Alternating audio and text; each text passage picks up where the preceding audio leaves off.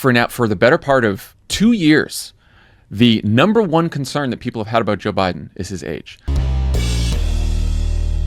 How's everybody doing? My name is Anthony Brian Logan, and today we got to talk about a former Obama aide throwing Joe Biden under the proverbial bus over his age. Now, we all know that this guy looks to be 1,000 years old. Actually, that's being a little bit nice. I think Joe Biden was the first man to ever walk the earth. You're talking about Cro-Magnon, Neanderthal, the missing link. That is how old Joe Biden is. And everybody can see it. It's not a thing that I'm just saying because of the number, because sometimes age doesn't really matter when it comes to your mental acuity. You're able to be sharp and on it, and you're not going to be hindered by your age. But Joe Biden at 81 years old is most certainly hindered by his age. Now, I know Trump is no spring chicken, but when you hear Trump speak, he's not sounding like Joe Biden. Joe Biden sounds like he's pretty much lost in the mud, lost in the sauce, lost in his own mind. Everybody knows it. People want to make excuses talking about, oh, he has a stutter. Look, I have a stutter. What that does is it makes you kind of change words because you can't say it right away without stumbling over your words. That's not what he's doing. He's forgetting things. He doesn't know where he is. He doesn't know where to go. That's called losing your mental faculties. That's called being the first man to ever draw breath on planet Earth. Now, before I go any further, let's check out the clip from the former Obama aide. This man is Jon Favreau, if I'm saying his name correctly. He was Obama's chief speechwriter during the Obama administration. So when you got people that were close to him in the White House, that were around him, that knew him on a personal, everyday level, or if not every day, more often than the average person, if he's saying this, then it's probably more accurate than not. It's not some kind of quote unquote right-wing troll, tinfoil hat wearer or whatever. This is from the Save America podcast. I'll link to the full hour and some clip in the box. If you're an IG, visit a link in the bio, go to the corresponding article on the website. But without further ado, let's go ahead and roll it. Judgment. This is what I don't understand what's going on here, because it's like these are not new polls. For the better part of 2 years, the number one concern that people have had about Joe Biden is his age. Everybody knows it. It's not even a new thing. He said these polls are not new. We all can see it. And Pod Save America, please, please, please, fair use. Let's not do the whole copyright thing. Look out for your guy over here. Those concerns have predated Robert Hur. They have predated anything Trump has said, Republican. Remember, Bob Hur, that's the guy that put out the report that said that Biden was forgetting things and didn't know when his own son had died. So this was before that. The concerns about Biden's age came out before what Bob Hur said. All Bob Hur did was confirm a lot of what we already know. Dickinson said it is not just about people who see like out of context clips or that the Republicans put out or crazy TikToks or whatever else. If you watch Joe Biden speak, oftentimes he sounds frail, and he sounds more frail than he used to. That's rough, man. From, again, a former Obama speechwriter, White House guy who was around Joe Biden, might have been for the whole 8 years, potentially, perhaps, at least 4. He's saying this. It's rough. In 2019 and 2020. Now, that may, and I think doesn't, have anything to do with how sharp he is mentally.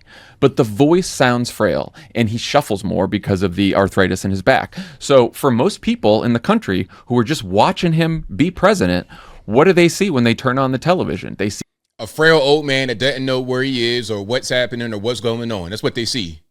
Him shuffle, and they hear him, and he's swallowing a lot more of his words. Now, obviously, he's had a stutter, but it doesn't sound like the stutter did even in 2020. He's just soft-spoken and quiet. Every once in a while, he's feisty, like he was in the press conference. He'll have the dementia rage every now and again. He'll start yelling, might even start cussing. This is what dementia looks like from a lot of what I've been hearing.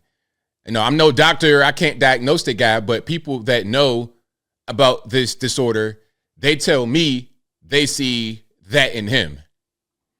and he's sharp. He like sat down. I remember that interview with John Harwood that he did. He sat down for a long time. He was very sharp in that interview too.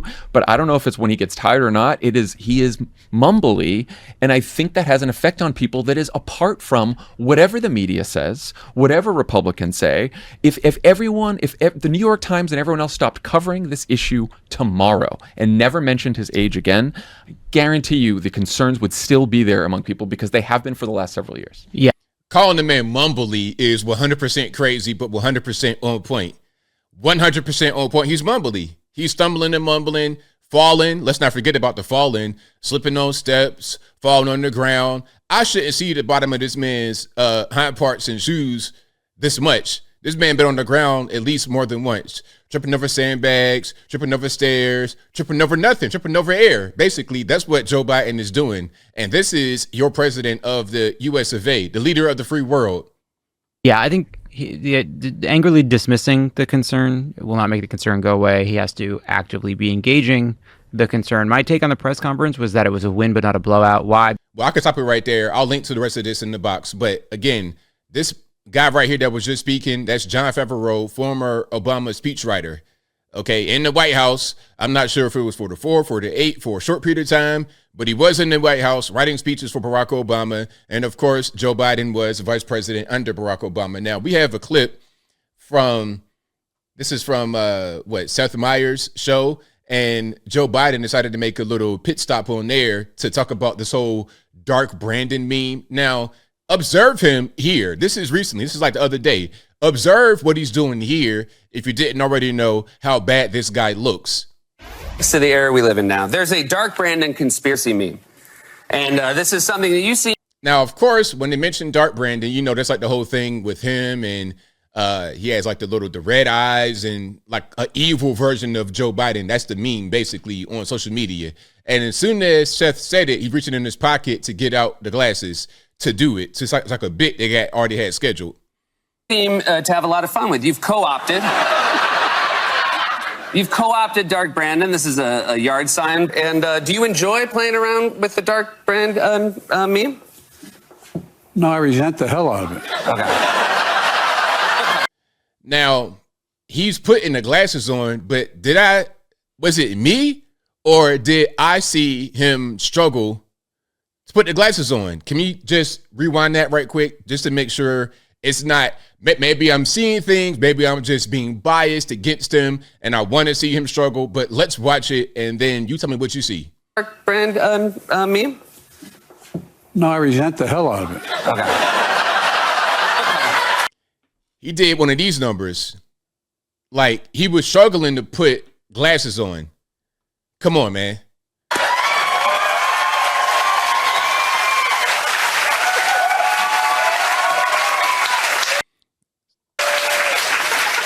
Now, this is not his wife.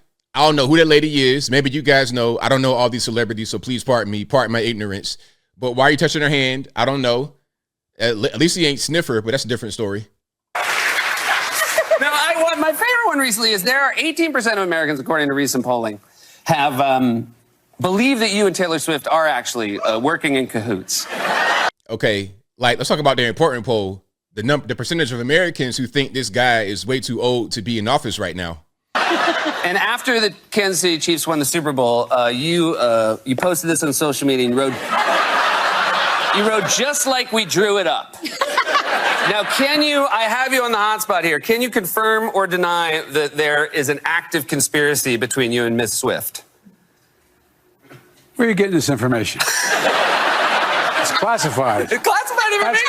So there we go. That's your man, Joe Biden, on the late night with Seth Meyers on MS-13 DNC. Well, what is that? Oh, NBC. Yeah, same thing. Ain't no difference. So that's him. Now, does he look strong and able and of clear, sharp mind to you, or do you see some slowing down? I see that he's pretty much parked. that brain then pretty much got put in park, and the car got turned off. You pretty much sitting on a pair of cinder blocks, ain't even no wheels. Even if you could crank the car up, it ain't going nowhere. You sitting on a pair of cinder blocks and no wheels. But as I close, I want to say this. Shout out to the former Obama speechwriter, John Favreau, on Pod Save America for pointing out the obvious. I think that we all know. I mean, he was saying, he tried to give him a little bit of bail. He was like, well, I'm not quite sure that he's not sharp. He still might be sharp, but he looks mumbly and he's shuffling, got arthritis in his back. At least he's able to point out how he looks. I think that we all know he looks ancient and his brain is just as ancient as he looks. But I think I'll leave that right there for now.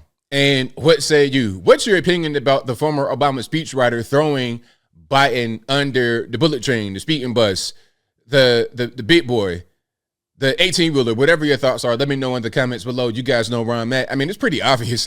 I mean, anybody with a pair of eyes in the brain can see what's going on. I mean, I didn't really need my man to say it, but I'm glad that he did at least give a little bit of honesty. Although, if you really wouldn't be honest all the way, you're going to say that his mind is affected and he's not as sharp as he may have been in the past. I'm not quite sure if he was the world's smartest man in 1993 or whenever his heyday was, when he was writing the crime bill and the gun bill and things of this nature. I'm not quite sure how sharp he was then, but whatever that level of sharpness was has most certainly reached a point of dullness at this point in 2024. But whatever your thoughts are, please let me know in the comments below.